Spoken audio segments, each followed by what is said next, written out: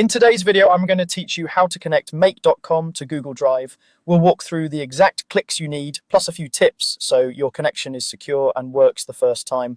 First, open your browser and go to make.com and sign into your account. If you're part of multiple teams, confirm you're in the correct organization by checking the selector at the top. This ensures the connection lands in the right workspace. Next, look to the left-hand sidebar and click Connections.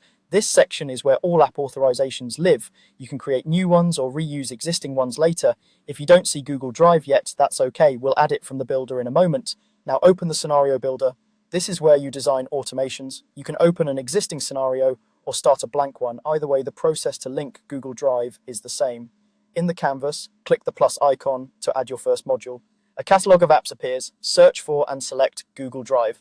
Choosing it here tells Make which app you want this module to use. You'll be prompted to choose what you want to work with, file or folder, depending on the module you pick. For example, uploading or watching files targets individual files, while listing or organizing content often targets folders. Pick the option that matches your use case. You can always change it later without losing your connection. When the module's configuration window opens, click Create a Connection. This creates a reusable link between Make and your Google account, so any scenario can securely access Drive without reauthorizing each time. Give the connection a clear name so you can recognize it later. A Google window will appear. Click Sign in with Google. Choose the account that holds the Drive content you need, then review the access request. Grant permission so Make can read and write in Drive as required by your chosen module.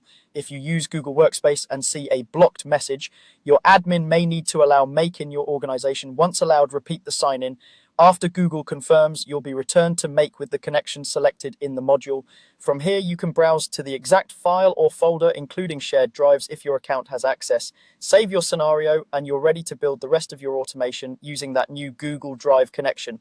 That's it. You've successfully connected make.com to Google Drive.